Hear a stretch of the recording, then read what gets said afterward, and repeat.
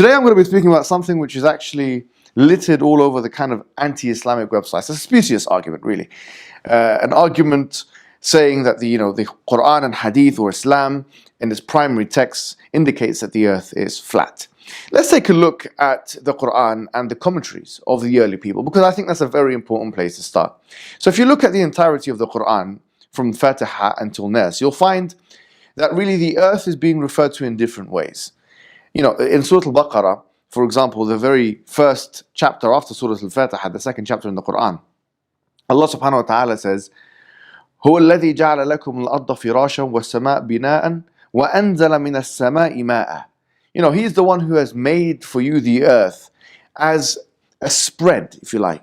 And He sent down from the sky water. And if you look at the 88th chapter of the Qur'an, Allah subhanahu wa ta'ala, He asks some rhetorical questions. And one of those rhetorical questions is, have you not seen the earth and how it's sutihat, how Allah subhanahu wa ta'ala has made it, smoothed it over?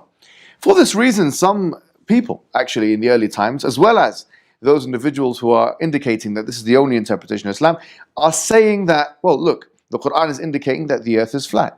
They'll even look at chapter number 78 of the Qur'an, where in the beginning of the surah, Allah subhanahu wa ta'ala says, لَمْ نَجْعَلِ الْأَرْضَ مِهَادًا. Have we not made the earth as a bed? And this is another argument. They say, a bed is flat and therefore the earth is indicated as flat in the Qur'an. This is not the case. Because, as early commentators have indicated, people like Ibn Hazm, who was a 4th century, 5th century scholar, someone who was not influenced and could not have been actually influenced by modern scientific discussions.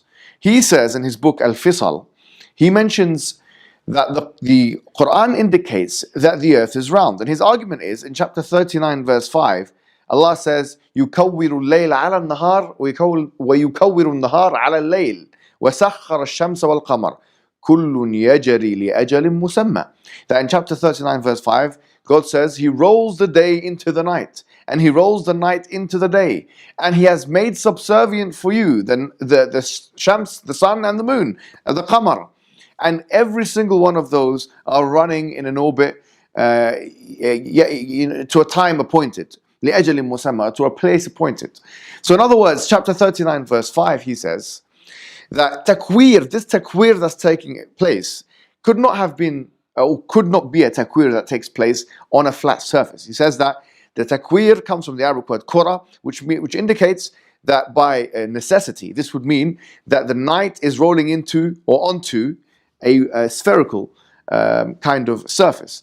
And likewise the day, and therefore the earth is round according to the Qur'an. So how does he explain, and other scholars explain, those other verses which we started this discussion with, which indicate that the earth is it's been stretched out, muddat, or it's been spread out, and so on and so forth.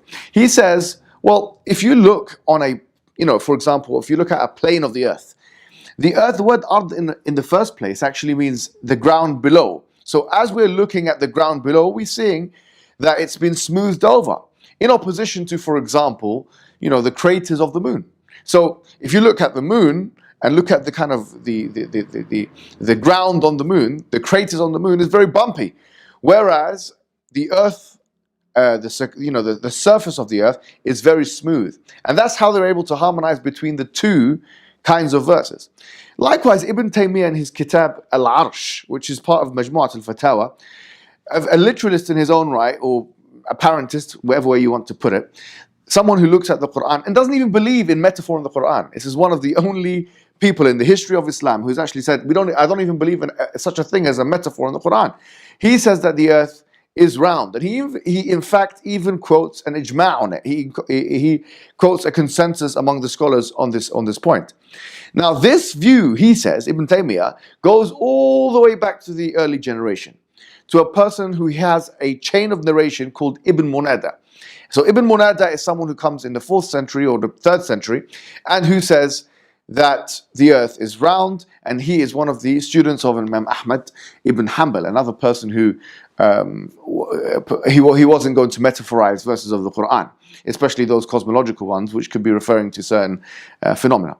Therefore, I think in sum, if we were to be fair to the tradition, I think the most that can be said in terms of making an argument against the Qur'an is that the Qur'an can be interpreted as saying the earth is flat. But you can't say that that is the only valid interpretation. That's an impossible thing to say. In fact, it's ahistorical because it's something which has been disproven by the very fact that the most apparentist and literalist scholars of the early times, people like Ibn Hazm, who was a Zahiri, who was someone who was a literalist, he does not believe in qiyas, analogy, or someone like Ibn Taymiyyah, who does not believe in majaz, or metaphorization of the Qur'an. People like that, and Ahmad ibn Hanbal and his ashab, people like Ibn Munada, they said the earth is round, and they based their view on the Qur'an and the verses of it.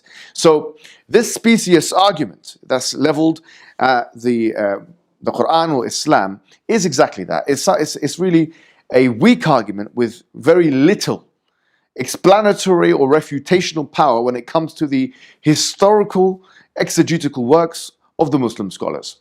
And so for this reason, we say this is a null and void refutation, which I can't even believe, quite frankly. I can't even fathom how this has made the top 10 of the most, if you like, popular interrogations against Islam in these weak websites against Islam. I can't believe it, that people actually take these arguments as carrying any kind of weight. And they continually use these arguments despite the fact that the evidences have been shown time and time again.